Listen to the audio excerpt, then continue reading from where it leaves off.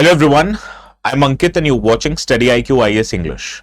In our today's video, we'll try to understand why are Nagas and Kukis in the state of Manipur in conflict with each other. And the reason why we have picked up this topic for our today's discussion is quite simple, because yesterday, that was Wednesday, attack happened in the state of Manipur where 3 church leaders were killed, and this attack happened when they were traveling from Churachandpur to Kangpokpi in the state of Manipur. Now this attack comes in a situation when the state of Manipur for more than past 3 years have been under an ethnic conflict, and this ethnic conflict has been going on between two different sides. On one hand, there are Methi communities which are valley inhabiting communities, and on the other are hill tribes like Kuki, Naga, Zomis, etc., which live in the hill districts of the state of Manipur. But this conflict now, which has emerged between two hill communities, that is Kukis and Nagas, have a potential to derail the peace efforts that has been going on in order to stop this ethnic conflict. So in our today's video, we'll first try to understand why our hill communities like Kukis and Nagas are in conflict with each other. And then we'll try to understand this conflict in the larger scheme of conflict that has been going on in the state of Manipur, and how this conflict has the potential to derail the peace efforts. That is what we are also going to understand today. The notes which I will be using in our today's session, these are important, and you can go to the Telegram channel called as ATS Live to download them. And while you're at it, please do not forget to subscribe to the channel also. So let us understand, or let me try to give you a big picture of what is happening in the state of Manipur up till now. Now, the dominant framing of this Manipur conflict, which has been going on, as I said, for the past 3 years or so, is very straightforward. If you have to understand, this conflict is happening between Methis, who are primarily living in and around the regions of Imphal Valley, and the hill tribes like Kukis, Nagas and others like Zomis, etc., who have been living in the hill districts of the state of Manipur. Now, this framing of the conflict between these two tribes suggests that this conflict has a geographic and ethnic fault lines. The geographic fault line is between hills and valley regions, and the ethnic fault line is between the primarily Hindu Methi communities versus the primarily Christian tribes, right? So this is the dominant narrative that has been built in the state of Manipur for the past 3 years or so, right? But this conflict that has emerged between the hill tribes has the potential to disrupt this narrative. Why it has the potential to disrupt this narrative, or for that matter, why is this conflict happening in the first place? Let us understand the reasons behind it. And there are multiple reasons. First, let me tell you the flashpoint of this conflict, which has emerged due to a construction of the road. Now, when conflict between Methis and Kukis actually erupted in 2023, the Kuki Zo groups, they actually built an alternative route which connected districts of Churachandpur with Kangpokpi, right? The intention of these communities was to deliberately bypass Methi majority valley areas, and they did not want their supply routes to travel through the hostile territory, which is natural. But what happened when they constructed this road? This road passes through land which is considered by Naga communities as their ancestral territory. So, from the perspective of Kukis, this is an effort that they have made in order to bypass the larger conflict which is happening in the state. But if you see this construction of the road from the Naga perspective, you see that this is a territorial aggression on the part of Kukis which is done on the Nagas' ancestral territories. So this is the first flashpoint that emerged in the months of January and February in this year itself. But this is not the only reason. Another reasons, it includes the dispute over their ancestral lands. Now you need to understand what is the epicenter of this dispute. The epicenter is the Kangpokpi district itself. Kangpokpi district itself was carved out of the Senapati district back in 2016, and it consists of mixed demography. Here in Kangpokpi district, Kuki Zos are in majority, but it also hosts significant portions or populations of Naga tribal communities. Now both these communities who are living in Kangpokpi, they accuse each other of encroaching their ancestral land, and this is not a new grievance. This predates even before the 2023 event, right? So this is a cause of conflict which flashed or which reached to a trigger point in the months of January and February. But there are other reasons also. First is the armed military presence. Now need to understand from Naga perspective, the conflict that has occurring between Methis and Kukis in the first place has essentially allowed many Kuki armed groups to expand their operational footprint into traditional Naga spaces which they consider their ancestral land.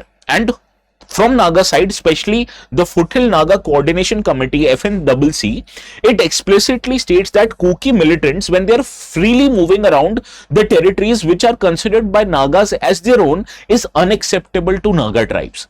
So this adds to the tension which already existed even before the eruption of the conflict in 2023.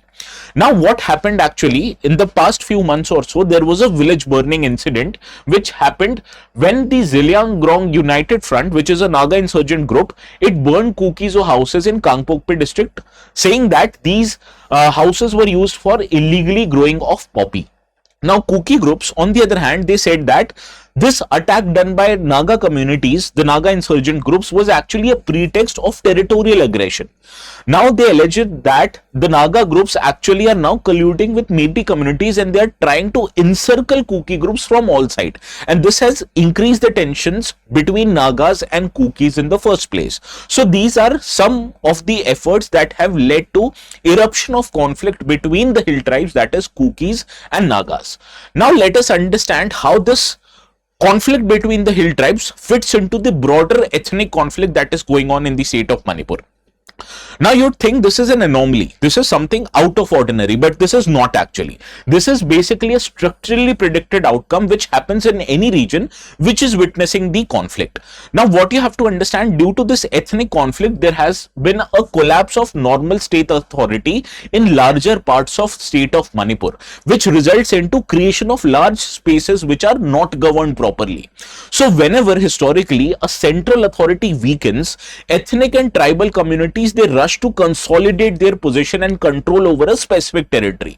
And here Nagas and Kukis are doing the same, which actually means that power vacuums invite competition among communities, and this is what is happening even in the hill districts of Manipur. Similarly, what you have to understand, that primarily when the conflict between Metis and Kukis actually erupted in 2023, Nagas publicly claimed that they are neutral in this conflict, they are not taking any sides. But this neutrality from Nagas perspective is really hard to sustain. When one of the communities, Kukis here I mean, they start building roads and move armed personnel move around this territory, eventually from Naga's perspective they try to defend this territory. So the neutrality earlier which existed on the part of Nagas now would give away to defensive assertion of the rights that Naga communities feel are very essential to their homeland. Right? So this is how it complicates things in the larger scheme of things. Now, whenever in a state of Manipur, which essentially is an underdeveloped state, there would be competition when it comes to capturing of resources, primarily capturing of land. Now, hill districts of Manipur, they have always overlapping and contested over territorial claims among different tribes. And this current conflict which is happening in the state of Manipur, it did not create a new tension. What it essentially did, it removed the institutional guardrails that was state which was able to contain these conflicts even before 2023. So this conflict is not new. What is new is that there is no government or no sense of authority, and therefore all these tribes are trying to consolidate and gain as much advantage as they can while there is an absence of authority. Similarly, what you have to understand, that how this kind of a conflict between two hill tribes have a potential to derail the peace process that is very essential to bring back the normalcy in the state of Manipur. Now, whatever peace process is ongoing right now, it is heralded by central government and even includes many non-state authorities as well. Here, Union Home Ministry and back channel efforts are being ongoing in order to bring communities like Metis and Kuki Zobs into one table in order to negotiate how to end this conflict. So this peace building architecture that has been followed by central government right now, it is a binary architecture dealing with two warring sides. But if you add Nagas into this conflict who earlier have claimed to be neutral, this actually complicates the effort. So in order to ensure peace now, you have to restructure the entire peace process, which would naturally take more time and more political capital to be invested in. So this basically elongates the conflict, it basically delays the effort in order to bring the peace back in the state. Similarly, Naga groups also, they have their own political ambitions. If you remember, Nagas for a long period of time are negotiating special rights from the union government. On one part, they want their own land, that is called as Greater Nagaland.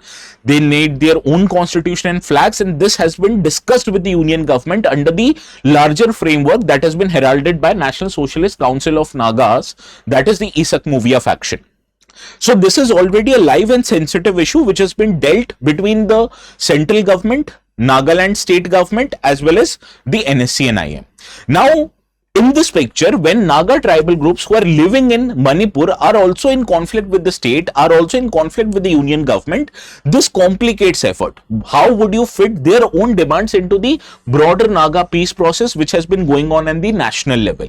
So this has the potential to extend this conflict even beyond the boundaries of Manipur and will include territories in Nagaland also.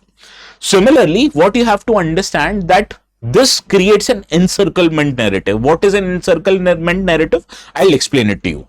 Now, Kuki leadership, they have alleged that the Naga groups are now colluding with Metis. Although this allegation up till now has been unproven, but it is very politically an explosive allegation. What was going to happen that whenever you want peace to happen, all the communities who are negotiating with each other, they need to compromise. They need to cede grounds with each other. All of them have to do that in order to make peace possible. But if this encirclement narrative, it takes hold of the larger population of Kuki tribes, it would transform this two-front problem into a larger problem where Kukis would feel that they had been encircled by the warring communities like Metis and now Nagas. So what this would do is actually this would radicalize the Kuki population, and then when the Kuki population itself gets radicalized, this would make compromise on the part of Kukis much more impossible.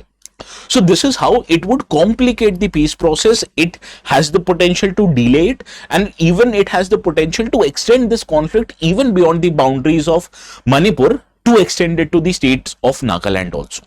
Now, this was the larger scheme of things that is going to happen in the state of Manipur.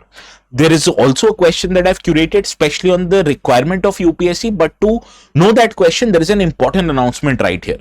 I understand many of the students of Northeast, they are preparing for UPSC exam, and you should do so, because whenever you feel aggrieved because of any problem that is going on in your area, the one sure shot way to solve a problem is that you become the state itself. You get the power. And how would you get the power? When you become part of bureaucracy.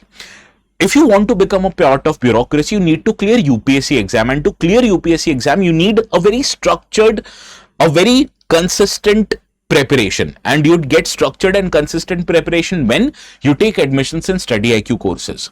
To take StudyIQ courses, admissions in those courses, you need to go to our website, select either 2027 or 2028 P2F foundation batches where you'd get live classes, recorded lectures, notes, mentorship, test series, etc. All of them right now are being offered at 50% off with double validity.